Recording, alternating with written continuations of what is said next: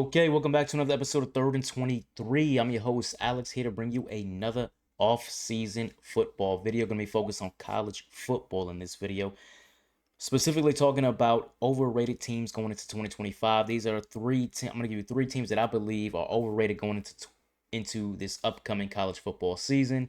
So these are teams that I'm definitely not looking to take overplays. If you're talking about over under future wins totals, if you're talking about putting money down on conference championship, uh, conference championship odds, or national championship odds, or college football playoff berth odds, anything like that. These are teams that I would avoid because these are teams that I believe are overrated going into this upcoming football season.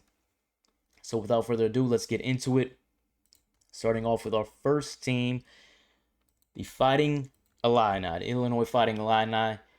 Now, what's the narrative with Illinois that I've seen this offseason? I've seen Illinois ranked anywhere between 8 and 15 going into this college football season, which to me is crazy. I didn't know where is this coming from. Well, it starts off with last year. If it's a surprise to you, it's a surprise to me. Illinois actually finished 10-3 last year after the bowl game, and that's what's leading into this preseason top 15 ranking. And they're also bringing back their senior quarterback, Luke Altmaier.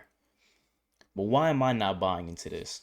So first off, let's start with Altmaier. Altmaier is a dual threat quarterback, a good QB, but not a great quarterback. When you think Luke Altmaier, you're not thinking, future NFL draft pick, future NFL quarterback. You're not thinking all Big Ten quarterback. I'm not sure Luke Altmaier would be a top 5 quarterback in any of the Power 4 conferences. So I'm not really sure where that hype is coming from in that passing in with Altmaier in the passing game. And then about that passing game, just about all their key wide receivers are gone from last season. So they went into the transfer portal and brought in some guys. And they got a good one, Hudson Clement from West Virginia. He was cooking last year, but a lot of people probably didn't realize that, probably didn't see him play because who really watching West Virginia. But other than him, who do they got on the outside? And you don't got a quarterback who's going to elevate the other receivers on the team. At least I don't believe that they do. Then we look at the rest of the offense.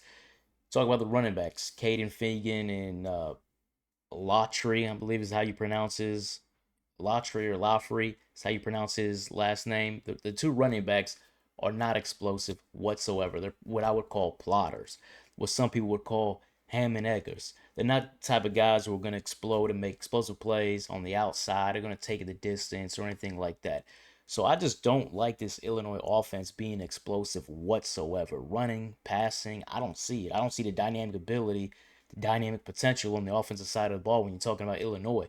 So I don't see when it comes to that where you're getting this top 15 ranking, or a lot of these preseason prognosticators are getting this top 15 ranking, because I just don't see it.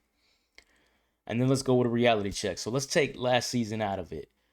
From 2015 to 2023, Illinois averaged 4 wins a year. Yeah, all of a sudden they got 10, but then you got to dive deeper into it. How did they get 10? They played against a one-dimensional Michigan last season, the worst passing team in the country. Probably the worst passing Michigan, worst passing stats from a Michigan football team in their history. They caught Kansas at home when Kansas was in an early season slump. Kansas wasn't good. They were turning the ball over a lot early in the year. Later in the year, they're a whole different team. They got to play a freshman quarterback in Dylan Raiola at Nebraska. And you're saying these are a lot of they caught this, they caught that. Every team gets that. I'm just trying to point out that Illinois caught a bunch of breaks last season. I mean, they beat a terrible Purdue team 50-49. They almost had an all-time choke job in that game. So this wasn't a juggernaut 10-win football team that you saw in Illinois last season. So I'm just trying to point that out to you. And I think Vegas buys into what I'm saying, because despite the fact that they get their preseason top 15, their win total is in 8.5, 9.5, 10.5. Illinois' win total is 7.5. Now it's juiced at 160 on the over, so I think Vegas believes that they're probably going to hit that over, maybe go 8-4, and I think Illinois could go 8-4, something like that. But that's not top 15. So that's all I'm pointing out. I just don't believe Illinois is a threat in the Big Ten. I don't think they're a threat to make the college football playoff. I'm just not buying into that hype.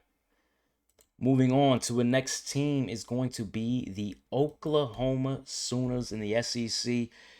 They went 6-7 last year, 6-6 in the regular season. They lost a bowl game. Brett Venables needs this. He needs a big year. He's on the hot seat out there in Oklahoma. And they're getting some preseason top 25 hype I've seen in multiple ranking lists.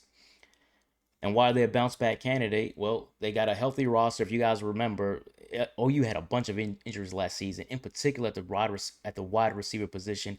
The top five wide receivers were out for a large portion of the season last year.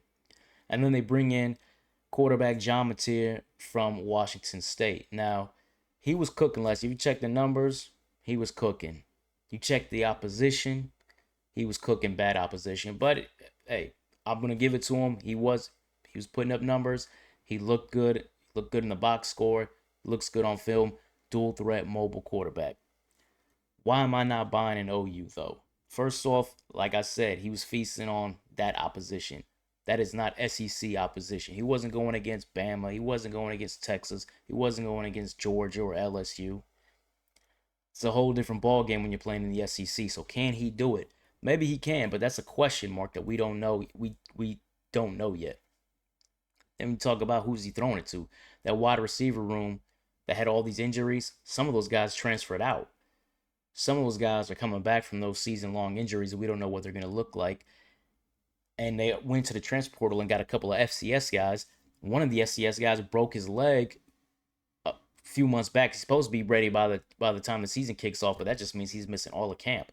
So already this passing game is starting off on the wrong foot. And then you got to look at the schedule. I look at this OU schedule, man. They got a brutal second half that can expose some flaws in this team.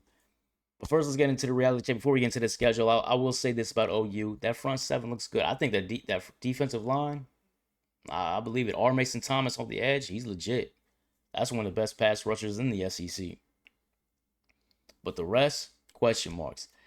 Let's go to this schedule. Starting in week 7, they're gonna play Texas, Bama on the road. Texas is Red River Shootout, right? LSU, believe they play or they play Ole Miss. They play a college football playoff level gauntlet. 4 of the teams that they play in the back half of the schedule are CFP quality teams, and a couple more are fringe CFP quality teams. So they're playing a gauntlet that second half of the schedule, and they see, like I say here, CFP level gauntlet without CFP level personnel, CFP level talent. That doesn't bode well for them. They went 6-6 in the regular season last year. I think they probably might do about the same. They might be better actually on the field, but it might not show in the win-loss column. So for me, OU overrated. And finally, final team is going to be the Utah Utes.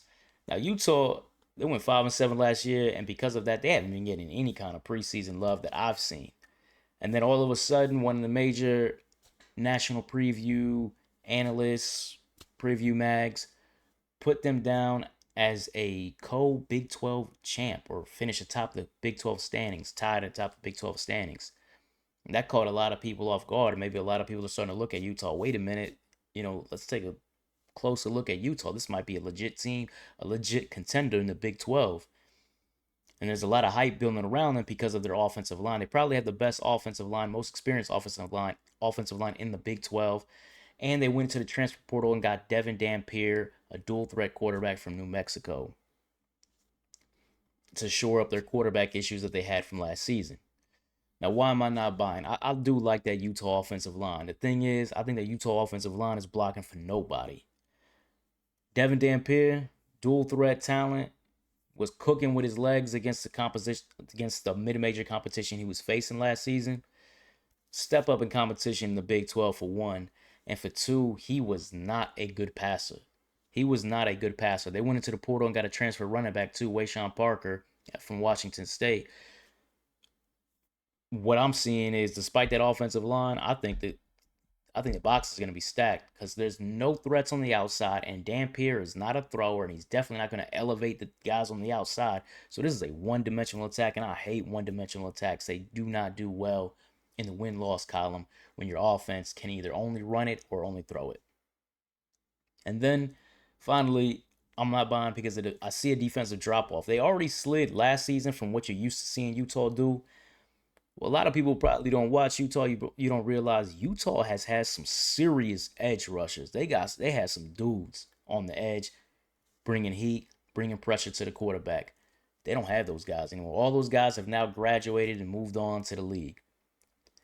And they're not replacing them with the same caliber of player, at least not what I'm seeing when I'm looking at the roster. So the reality check for me is the playmakers are gone on the defensive side of the ball. They won't have a credible passing attack. Like I said, this is a one-dimensional. It's going to be a running team only, and I don't think they're going to be some top powerhouse rush offense either. And then the finishing kick, I don't like. It's tough by Big 12 standards. They're playing Baylor, Kansas State, two of the best teams in the Big 12 coming into the season. And then they also finished at Kansas. Kansas is a marginal team, probably about the same level as Utah, but it's on the road. So that's a tough finishing kick. They could lose the last 3 games of the season. So for that reason, for me, Utah, overrated. So anyway, that wraps it up. I'm gonna give you 3 teams that I believe are overrated coming into this college football season. If you agree, disagree, or like the content, please like, comment, and subscribe. As we continue to build towards, we're getting closer. We're about a month away now, 6 weeks away from the college football season kicking off. Take care.